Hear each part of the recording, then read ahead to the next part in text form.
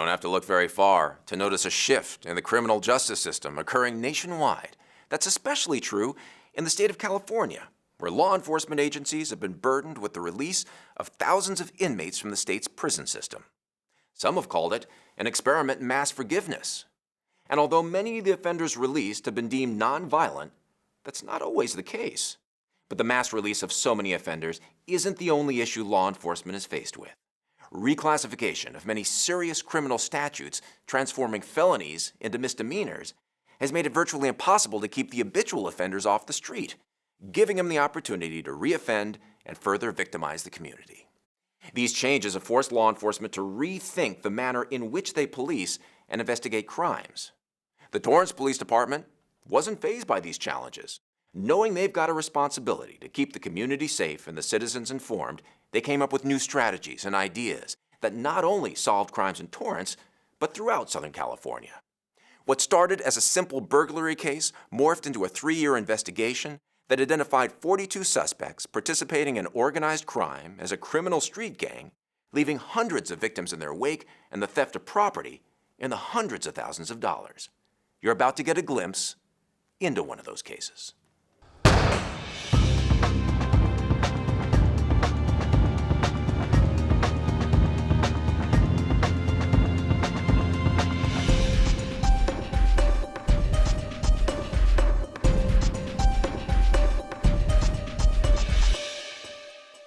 This case started with just a simple burglary investigation, and normally a regular, normal burglary consists of a couple pages. This case has led me to a 711-page report, putting all these counts together and identifying numerous suspects that were involved in this conspiracy to commit residential burglary.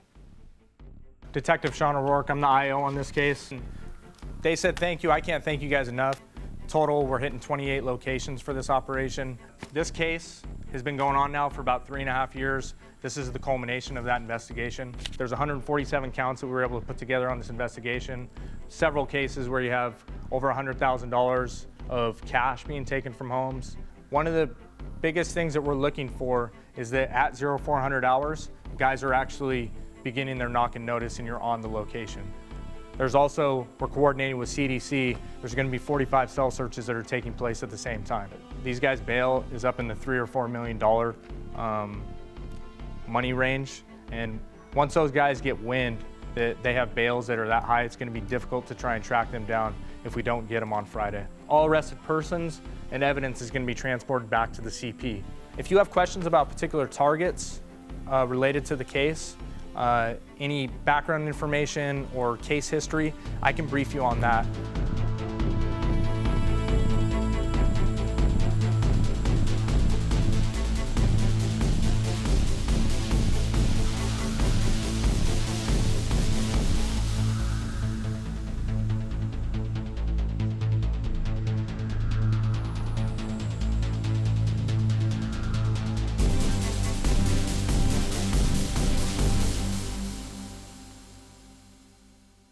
This investigation started when we were tasked with taking a look at some of the residential burglaries that were happening in the city of Torrance, because in 2012 we had an increase in residential burglaries that were being committed here. When we took a look at some of the individuals that were being arrested or contacted in the city of Torrance, we noticed that a particular gang was responsible for a good majority of the burglaries that were being committed in the city. AB 109 came out, which was a new set of basically laws related to prison overcrowding. We saw a lot of people being released from prison, and we saw an uptick in crime. Specifically in our unit, we saw an uptick in crime among gang members. As we got into the investigation, we were able to link about 53 members of the East Coast Crips to approximately 147 residential burglaries, and those are the ones that we were able to actually prove and show that they were absolutely involved in those particular crimes. This is probably one of the most comprehensive investigations into residential burglary activities for criminal street gangs. So I think you're going to get to see, as the evidence comes out, how systemic it is within the community of gang members and how much they look at it like a job. And I know that for me as an investigator, that surprised me a lot. After looking at a lot of the evidence in this particular case, a lot of the suspects were involved on a yearly basis in excess of 100 residential burglaries a year. And that's a conservative estimate. They were probably involved in much more. For the victim, confronting a gang member who has, from a neighborhood that has a history of violence, which is one of the primary activities in terms of shooting, murder, narcotics trafficking, the potential for a deadly or dangerous interaction is greatly increased. There were a lot of cases in this investigation where the victim actually came home and interrupted a burglary, or they were actually inside of the house when the burglary was going on. Unless you've been a victim of it, or unless you've been involved with somebody who's been a victim of it, you don't really understand how devastating it is to you as a victim. I didn't sleep for I don't know how long. I cried for weeks, and I didn't understand. I felt betrayed, and my world lacked trust after that. It's the most brutal thing I've ever been through. There's been several cases that we've come across that are a part of our investigation where people have lost in excess of $100,000. And when you add it all together, you're probably talking well over $1 million, $2 million in loss. I look left and see the closet and realize that our safe is gone and all of our items that are still in the house are on the floor. And I begin to understand the gravity of what has just happened. And you could see the impact day to day on burglary victims. You could see how impactful it was for them, how much it affected them. And then as I got into this case, talking to all the victims, a lot of them are just, they don't feel comfortable in their own home. A lot of them had to move. A lot of them couldn't go to work because they were so traumatized. I tried to salvage it. We cleaned the house up, we fixed things, we replaced some things. College fund that was taken, we borrowed from other people because I'd set the money aside in our safe, and you know, we were gonna rally and make it all work, and in the end, our son didn't end up going to the school that he got into because we couldn't afford it. We moved. I lost my business, which was out of the home, and we slowly tried to put our lives back together. Homeowners become victims of robberies in the middle of these burglaries when they get interrupted. Some have been killed, some have been injured and beaten. There's a lot of that that's documented as well. I hear this term nonviolent crime, and they're not talking about my burglary, because that was a huge violent violation, and I still grapple with it in terms of the trauma that it brings up and the memories and the loss. So for me, it was violent.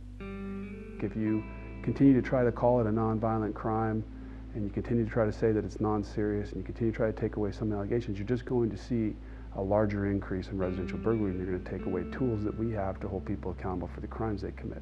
And I think it's a disservice to the victims. I think anybody who's been a victim of residential burglary would be absolutely against allowing these individuals to just walk in and out of custody and come back and keep committing what they're doing, because they will.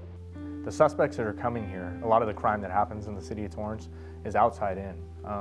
For example, East Coast Crips, which is related to this investigation. There's no East Coast Crips set or gang in Torrance. They're not homegrown to Torrance. They're from primarily South Central Los Angeles, Watts. There's a set in Carson, but they're not from Torrance. They come to Torrance to commit crimes because it's an affluent community. One of the unifying tattoos that a lot of these guys had was they had a picture of money bags on them, and they actually called themselves Money Bag Boys. And so that was, as we were working with the district attorney's office, that's one of the things that continued to stand out.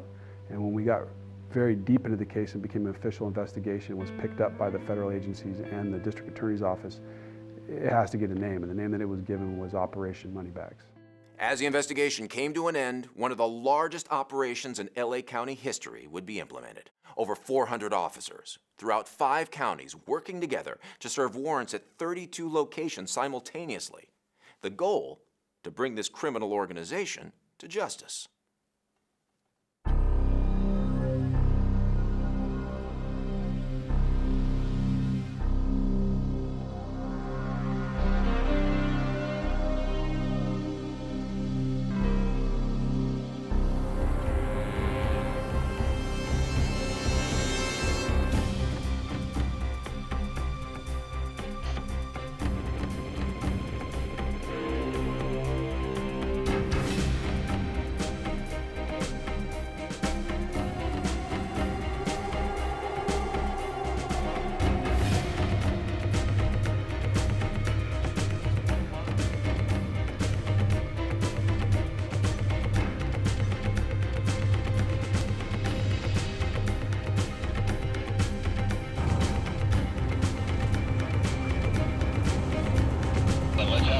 start to come northbound.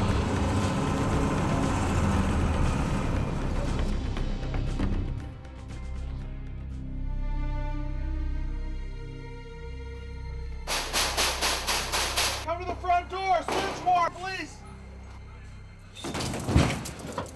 Fuck you! Fuck you! Hey, cover this guy. Fuck you!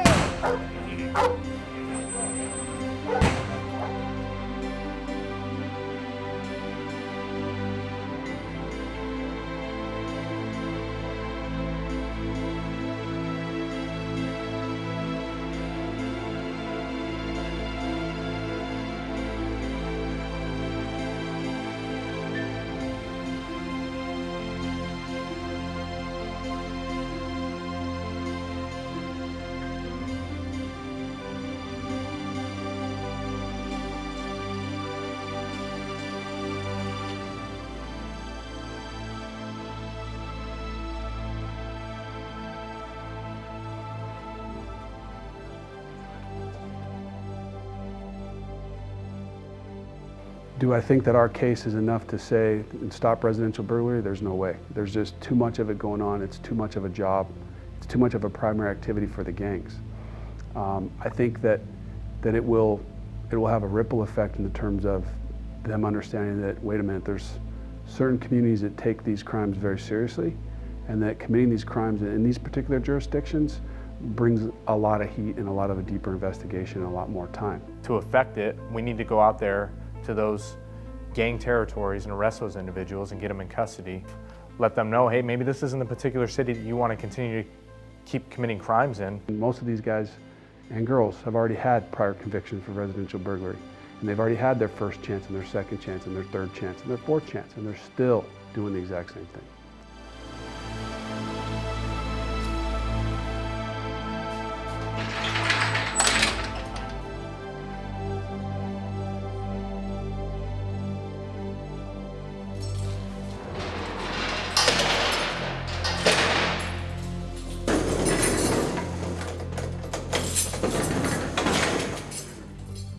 I'm very proud of our gang detectives, O'Rourke and Waldrop.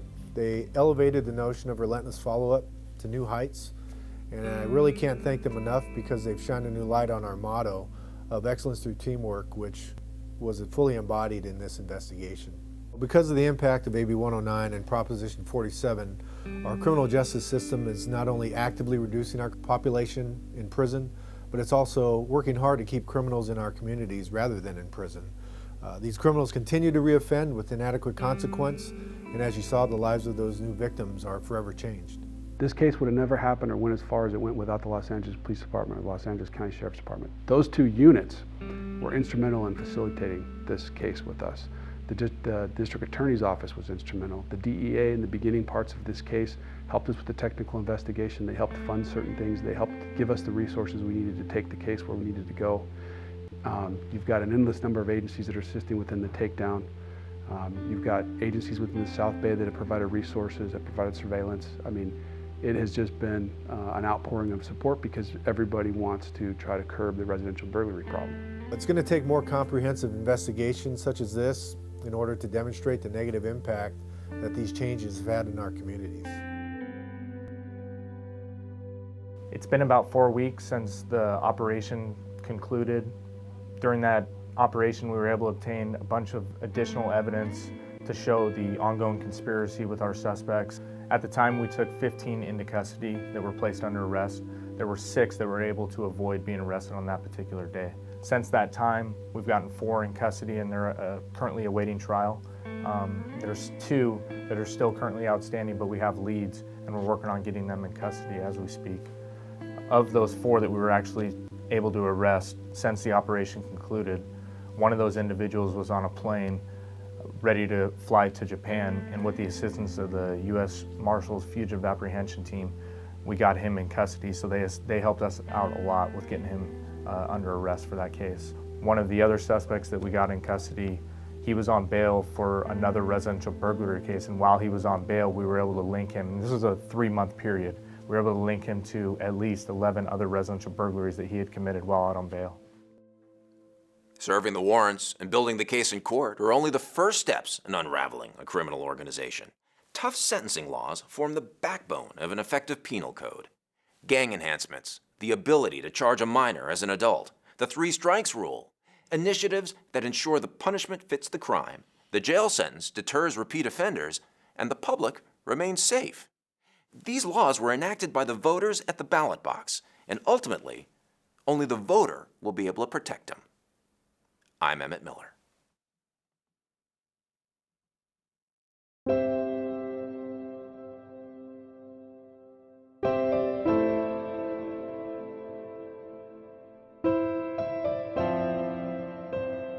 A longtime Los Angeles sheriff sergeant has been killed while responding to a burglary. Steve Owen, who had been with the department for 29 years, died at the hospital after being shot in the face, his body accompanied by a long procession of police cars. A man on parole was captured after the shooting and is expected to be charged with murder.